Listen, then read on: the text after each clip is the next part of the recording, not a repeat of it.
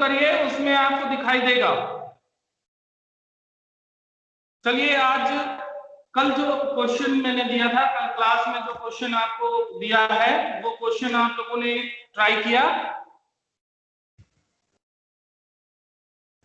क्या आप लोगों ने क्वेश्चन ट्राई किया?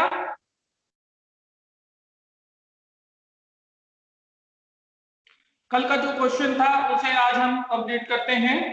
मैं एक बार क्वेश्चन फिर से पढ़ दे रहा हूं। मिस्टर योगेश, जो भारतीय जीवन बीमा निगम में विकास अधिकारी हैं, उन्हें 1,82,000 रुपए प्रति माह वेतन, 8,000 रुपए प्रति माह महंगाई भत्ता एवं 6,000 रुपए प्रति माह मकान किराया भत्ता मिलता है। उन्हें केवल कार्यालयीन कार्यों के लिए एक मारुति मोटर कार दी गई है। इसके अलावा कंपनी ने उन्हें अहर्तादायक सीमा से अधिक कारोबार करने पर 2,40,000 रुपए बोनस भी दिया। और इंदौर में किराए के जिसका 20,000 रुपए प्रति माह है। जीवन बीमा निगम ने उनके जीवन बीमा की प्रीमियम 66,066 स्वयं जमा की। निगम ने उनके लायंस क्लब के बिलों का भुगतान किया 18,000 रुपए। जीवन बीमा निगम ने उन्हें गृह निर्माण के लिए 6% वार्षिक दर से 10 वर्ष के लिए ऋण दिया, जिसके लिए गत वर्ष देय ब्याज। यही क्वेश्चन था जो मैंने आपको दिया है, या कुछ और क्वेश्चन है?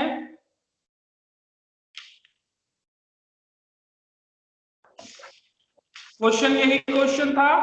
टाटा।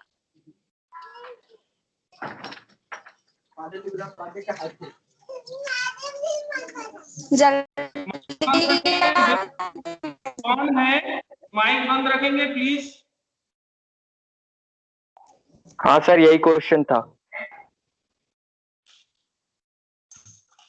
क्वेश्चन को आप लोग लिख लिए होंगे तो क्वेश्चन देखिए आप, ठीक है? अकॉर्डिंग टू क्वेश्चन इसमें बनाना है। स्टेट में ये पूछा है 19-20, ठीक है? Statement of income from salary,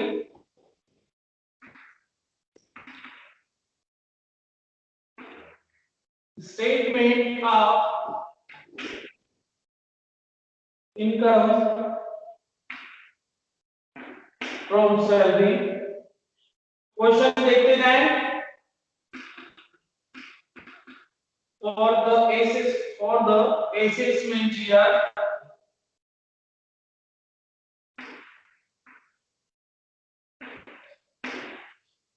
2020-21,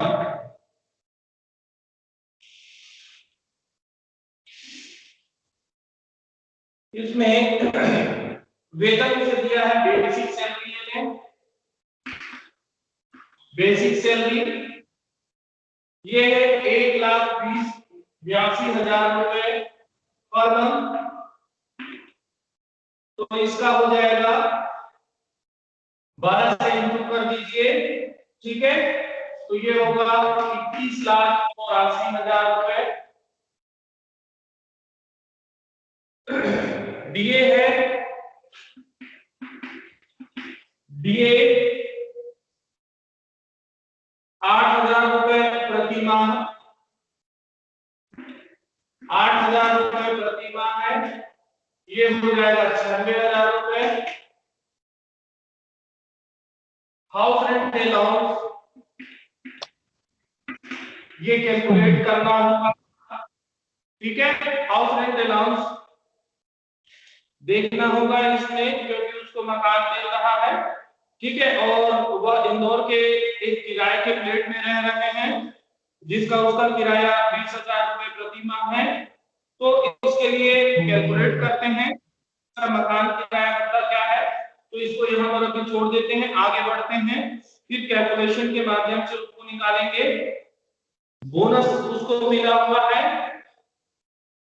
अहर्तादायक सीमा के अतिरिक्त, वो अधिक कारोबार करता है, उसके इसके लिए बोनस 2,40,000 रुपए दिया गया है।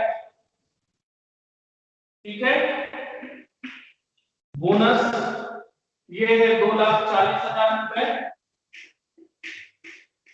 2,40,000 रुपए का बोनस है। मोटर कार भी मिला हुआ है इसको। ओके, मोटर कार इसे मिला है, मोटर कार मिला हुआ है छोटा, है ना, और ये है केवल ऑफिशियल यूज के लिए है, ऑफिशियल यूज। तो ऑफिशियल यूज एग्जीक्यूटिव हो जाएगा, नहीं हो जाएगा क्योंकि पर्सनल यूज नहीं है। ओके, फिर इसको मिला है जीवन बीमा निगम ने उनके जीवन बीमा प्रीमियम 66,000 रुपए स्वयं पार्टी टैक्सेबल हो जाएगा। क्लब जो है plus be paid by LIC। ठीक है, ये टैक्सेबल हो जाएगा आपका। कितना दिया हुआ है? 66,000 रुपीज। आपका इसमें लाइफ इंश्योरेंस, सॉरी ये लाइफ इंश्योरेंस है आपका 66,000 रुपए लाइफ इंश्योरेंस का दिया हुआ है LIC का।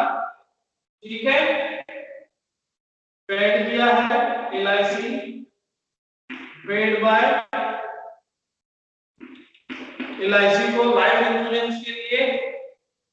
ठीक है, प्रीमियम है ये,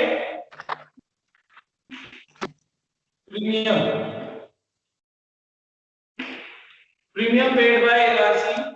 फिर आपका इसमें दिया है निगम ने उनके लायंस क्लब के बिलों का भुगतान किया, तो क्लब बिल है, क्लब बिल पेड, ये है आपका 18,000 रुपए का। ओके, फिर इसमें जीवन बीमा निगम ने उन्हें गृह निर्माण के लिए 6% ब्याज दर पर 10 वर्ष के लिए एक ऋण दिया है, जिसके लिए गत वर्ष में दे ब्याज 2,10,000 रुपए की कटौती उनके वेतन से की गई है। ये भी कैलकुलेट करना पड़ेगा। लोन आपका दिया हुआ है, लोन ऑन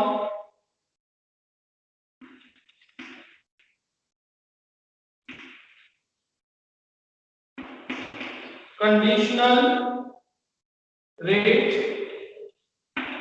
ठीक है, तो ये दोनों ही चीजों को निकालना पड़ेगा क्योंकि लोन जो दे रहा है वो कंडीशनल दे रहा है। अब इसके लिए दो बातें आ गई, हाउस रेंट अलाउंस का, लोन का। इसको देखें, हाउस रेंट के लिए उसने क्या कहा था और लोन के लिए। तो सबसे पहले हम करते हैं इसमें हाउस रेंट के लिए लेते हैं, मकान किराया भत्ता का कैलकुलेशन कर लेते हैं। पहला short note, HRA house rent allowance. ठीक है, हाउस रेंट अलाउंस में देखें कि प्राप्त मकान किराया भत्ता कितना है, उसको मिल कितना रहा है। आप देखिए 6,000 रुपए प्रति माह मकान किराया भत्ता मिलता है। ठीक है, तो प्राप्त जो किराया है, प्राप्त कितना हो रहा है? 6,000 रुपए पर मंथ है। ठीक है, तो कितना हो गया ये? 72,000 रुपए। ठीक, प्राप्त किराया कितना हुआ उसका? 72,000 रुपए। अब इसमें हम नियमानुसार चले, इसमें माइनस करेंगे। एक तो एक्चुअल उसको कितना मिला? 72,000 रुपए प्राप्त है। दूसरा उसका क्या कंडीशन है? चुकाया किराया, उसने की भुगतान कितना किया है, किराया कितना दे रहा है वो, तो वह उसके लिए 20,000 रुपए प्रति माह किराया दे रहा है। ठीक है, चुकाया किराया या वेतन का 10%, ये आपको ध्यान रखना है। चुकाया किराया में वेतन का 10% जो है वह माइनस कर देंगे, तो चुका कितना रहा है वो? 20,000 रुपए प्रति माह दे रहा है। 20,000 रुपए प्रति माह, मतलब कि एक साल का कितना हो गया उसका, एक साल का कितना हुआ, 2,40,000 रुपए। ठीक है, 20,000 रुपए प्रति माह है उसका।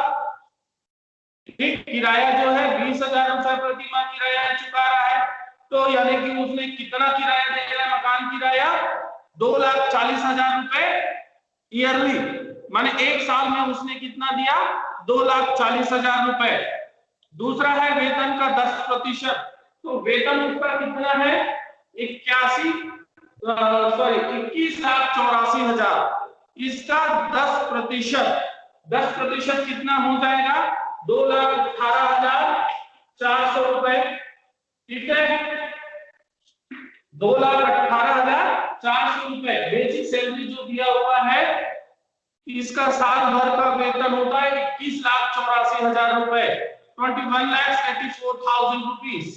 क्या है, 1,82,000 रुपीज पर मंथ के हिसाब से इसका एक वर्ष का मूल वेतन का 10% लेंगे, 2,18,400 रुपए। तो इसको माइनस कर दीजिए, 2,40,000 में 2,18,400, इसमें कितना आ जाएगा आपका, 21,600 रुपए माइनस कर देंगे। तो अब तीसरा पॉइंट है जो एचआरए का, जब आप कैलकुलेशन करते हैं उस समय वेतन का 40%। ठीक है, तो वेतन का 40%, तो वेतन आपका कितना है, 21,84,000, इसका 40% आप निकाल लीजिए, तो ये आपका निकलेगा 8,69,000, कितना आ जाएगा, 8,73,600 रुपए। अब इन तीनों में जो कम होगा, ठीक है, उसको लेंगे, तो इन तीनों में जो कम है, कौन सा कम है आपका, दूसरे नंबर पर। ठीक, वास्तव में जो चुकाया किराया है और वेतन का 10%, ये जो लिए हैं, इसमें इसका किराया कितना हुआ, 21,600 रुपए, 21,600, जो तीनों में कम होगा उसको लेंगे। अब आपका प्राप्त किराया कितना था, 72,000 रुपए, इस 72,000 में 21,600 रुपए को माइनस कर देंगे, तो आपका कर योग्य टैक्सेबल हाउस रेंट अलाउंस आ जाएगा आपका, टैक्सेबल कितना आ जाएगा, इसमें 72,000 में 21,600 माइनस हुआ तो 50,400 रुपए, ये टैक्सेबल है। तो एचआरए आपका कितना हो गया, ये आपका वर्किंग नोट है फर्स्ट। ठीक है, इसके अंतर्गत आप ले लेंगे, तो ये आपका कितना हो जाएगा, 50,400 रुपए। यहां पर आप 50,400 रुपए ले लेंगे। अब दूसरा पॉइंट हमने छोड़ा था, कौन सा, लोन और कंडीशनल रेट पर उसको मिला है। ये लोन के लिए जो दिया है, ये इसके लिए क्या बोला था उसने, देख ले, जीवन बीमा निगम ने उन्हें गृह निर्माण के लिए 6% ब्याज दर पर 10 वर्ष के लिए एक ऋण दिया है। इसके लिए गत वर्ष में देय ब्याज 2,10,000 रुपए की कटौती उसके वेतन से की गई। ठीक है, स्टेट बैंक ऑफ इंडिया गृह निर्माण के लिए लागू दर 8.75% है। तो यहाँ पर हम आ जाएंगे, मकान किराए भत्ते के समय में वेतन का जो कैलकुलेशन किए हमने कर लिया। अब यहाँ पर नियोक्ता द्वारा गृह निर्माण जो लिया है, इसके लिए कैलकुलेशन करेंगे। ठीक है, ये मैं मिटा दे रहा हूं यहाँ पर। सेकंड वर्किंग नोट हम करते हैं लोन के लिए दूसरा। ठीक है, लोन जो है, तो नियोक्ता द्वारा गृह निर्माण ऋण 6% पर दिया गया है, जो कि स्टेट बैंक द्वारा गृह ऋण जो होम लोन है, वो लागू दर कितना है, 8.75। स्टेट बैंक जो दिया है एसबीआई के द्वारा लागू कितना है, 8.75%। और उसको जो लोन लिया है, नियोक्ता से जो ऋण लिया है, वो कितना है, 6% है। तो ये आपका कितना हो गया, इसमें से आप माइनस करेंगे, तो आप देखिए कि कितना प्रतिशत एक्सेस हो रहा है आपका,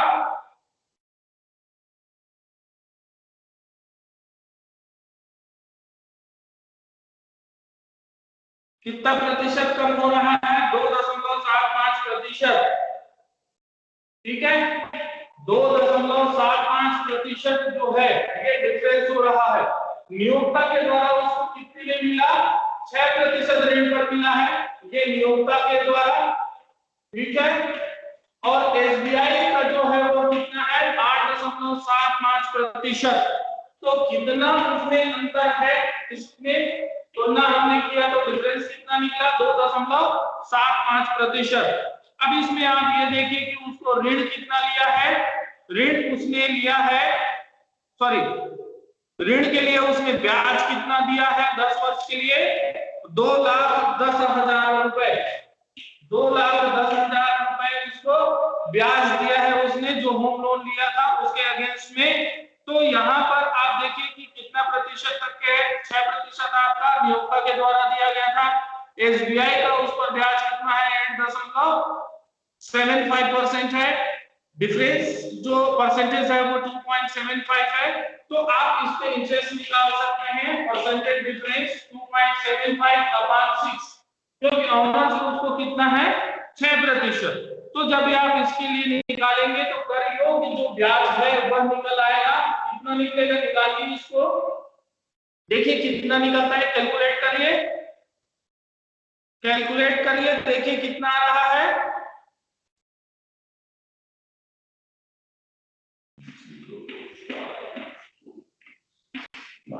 96,250 आ रहा है क्या, तो ये हो जाएगा आपका टैक्सेबल। ओके, तो लोन और कंसिडर रेट जो दिया हुआ है आपका सेकंड पार्ट में, ठीक है, ये आपको दिया था 8.75 - 6% = 2.75% एक्सेस है, ठीक है। तो 2.75 आप ले लेंगे इसमें, तो ये टैक्सेबल हो जाएगा, ये आएगा आपका 96,250 रुपए। कैलकुलेट करके देख लीजिए, हो सकता है कैलकुलेशन में कुछ आगे पीछे हो, ठीक है, तो कैलकुलेशन करके देख लीजिएगा। इसके बाद और कुछ है इसमें नहीं है, इसको आप टोटल कर देंगे तो ये होगा आपकी ग्रॉस सैलरी, टोटल करके इसको कितना हो जाता है, 650, 350, 610,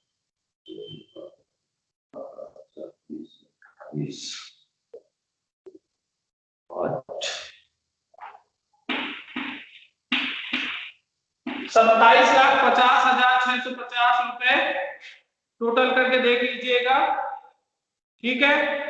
अब इसमें माइनस करेंगे स्टैंडर्ड डिडक्शन अंडर सेक्शन 16(1), ये है आपका 50,000 रुपए तक, ठीक है।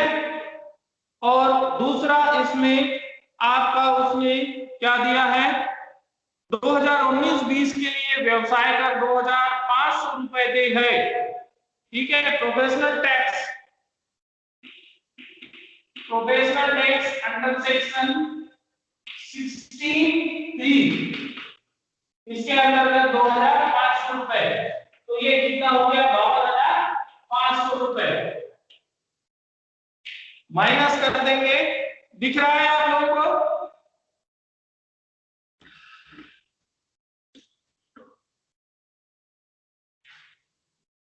दिख रहा है,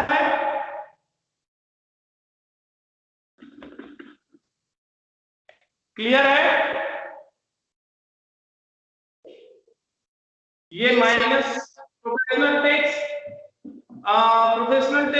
जो है ये, सॉरी यहाँ पर ध्यान देंगे, वर्ष 2019-20 के लिए व्यवसाय कर 2,500 रुपए दे है, जो कि उनके वेतन से नहीं काटा गया है, अर्थात यहाँ पर ये नील हो जाएगा, ये नहीं देंगे आप, नील हो जाएगा, ये यहाँ पर 50,000 ही माइनस करेंगे, ठीक है, 50,000 ही माइनस करेंगे यहाँ पर, ओके।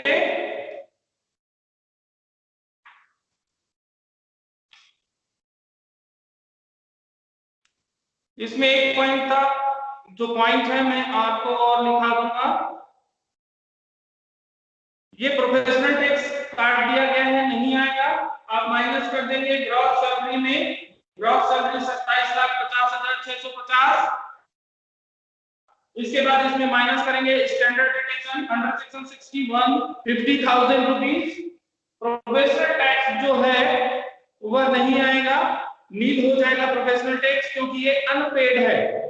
ठीक है, अनपेड माने इसका पेमेंट नहीं किया गया है।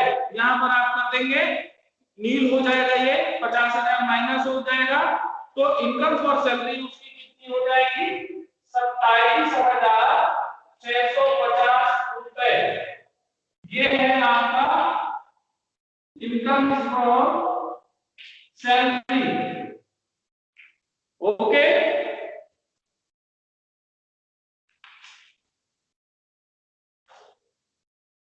शॉर्ट नोट आप करेंगे। यहां पर आप देखिए कि मोटर कार जो है ये केवल ऑफिशियल यूज के लिए है। शॉर्ट नोट जब आप बनाएंगे, क्वेश्चन जब आप कंप्लीट करते हैं तो उसमें शॉर्ट नोट जिन चीजों को आपने छोड़ा है उसका विद रीजन आप उसमें नोट बताइए, नोटिंग करिए, जिससे कि आपका क्वेश्चन जो है वह कंप्लीट हो सके। आपने किसी चीज को लिया है तो क्यों लिया है, और किसी चीज को आपने ड्रॉप किया है, छोड़ा है तो क्यों छोड़ा है। ठीक है, ये आपको ध्यान रखना है और इसको पूरी तरीके से वर्किंग नोट में लेनी है। तो आपके यहाँ पर वर्किंग नोट में दो हो गए, एक तो आपका हुआ एचआरए और दूसरा आपका था लोन का। ठीक है, ये भी आपका वर्किंग नोट 2 कर दीजिए। ठीक, ये दो नोट आपको दोनों मैंने बताया, इन दोनों के पॉइंट तो आपके आ गए ऑलरेडी, आपने किया। फिर आपने क्या किया था, मोटर कार जो था इसकी अमाउंट आपने नहीं ली, इसको शामिल नहीं किया। तो मोटर कार जो है केवल कार्यालयीन यानी कि ऑफिशियल यूज के लिए लिया गया है, इसलिए ये कर योग्य नहीं होगा। ठीक है, क्योंकि ये ऑफिशियल के लिए है, पर्सनल यूज वो कर नहीं रहा है, ये केवल ऑफिस आने जाने के लिए या ऑफिशियल यूज के लिए है, इसीलिए ये आपका कर योग्य नहीं होगा, एग्जेम्प्टेड होगा, टैक्सेबल नहीं होगा। ठीक, और इसमें एक पॉइंट और आपका छूटता है जो कि आपको क्वेश्चन में पैराग्राफ में दिया हुआ है, देखिए वह अलग से एक साल कर सलाह कंसल्टेंसी चलाते हैं। वह अलग से कर सलाह कंसल्टिंग चलाते हैं जिससे उन्हें गत वर्ष में 18,000 रुपए की आय प्राप्त हुई है। प्रश्न में अकॉर्डिंग टू क्वेश्चंस हमने इसको नहीं लिया है, तो कर सलाहकार कंसल्टेंसी ये वेतन से प्राप्त आय नहीं है, अतः इसे शामिल नहीं किया जाएगा। ओके ओके, आ गया। जो कंसल्टेंसी का काम कर रहा है यह पैसे के अंतर्गत आता है, प्रोफेशनल हो गया, तो व्यापार पैसे जो हेड है उसके अंतर्गत उसको शामिल किया जाएगा, वह वेतन हेड में नहीं आएगा। क्लियर?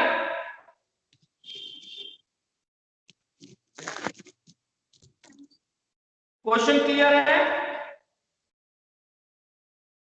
Yes sir. इस प्रश्न में किसी को किसी भी प्रकार से कोई डाउट हो तो बताएं।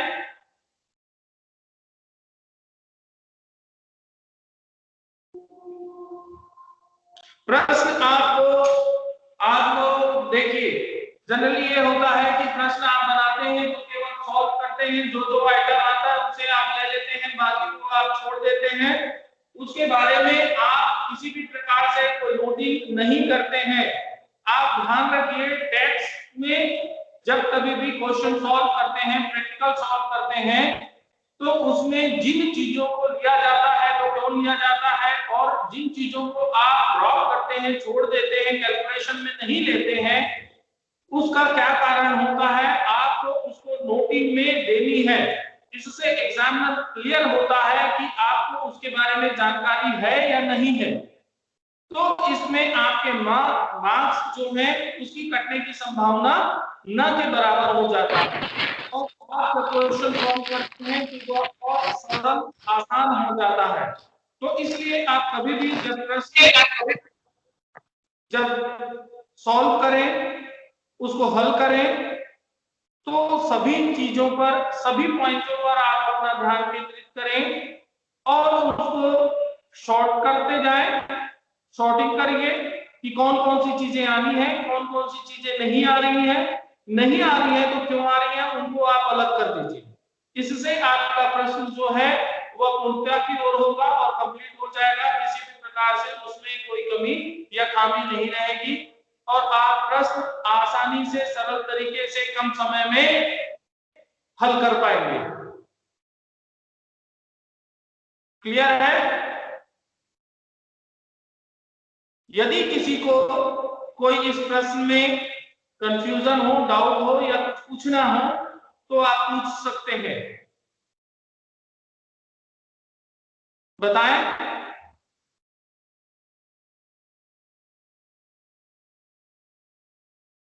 आप लोग कुछ बोल नहीं रहे हैं तो ये मैं मानता हूं कि आप सभी को प्रश्न समझ में आ गया।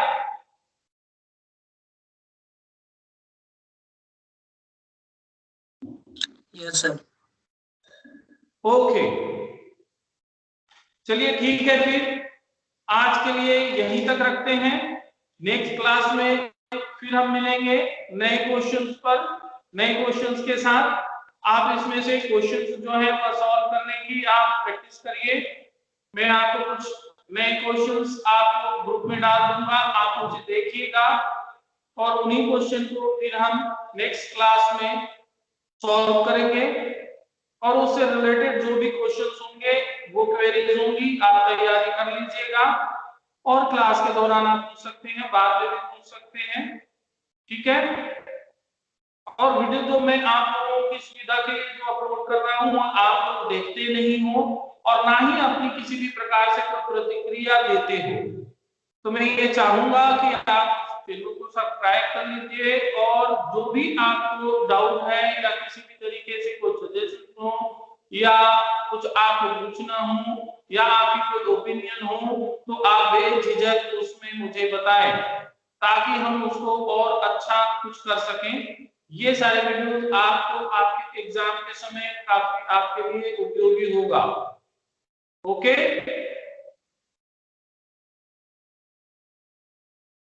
Thank you sir.